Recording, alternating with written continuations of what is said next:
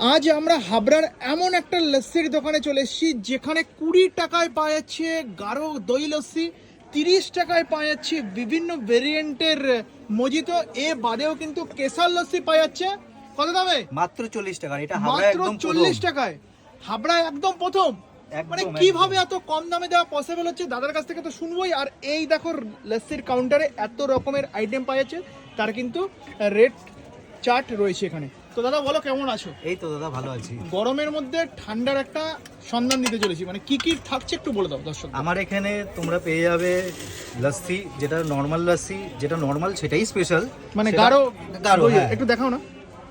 এই দইটা তো টক দইয়ের, হ্যাঁ, এটা জানি যে আমাদের লস্যি টক হয় দই সব দিয়ে জায়গায়। হয়, ঠিক এটা কি আছে? তোমাদের এগুলো কেনা আমাদের- নাকি না, ঘরে এগুলো পাতা? আমাদের বাড়িতে পাতা দিই। ঘরে পাতা, ঘরে আচ্ছা। পাতা এগুলো। আর ঠিক আছে, এরপরে থাকছে আমাদের মকটেল।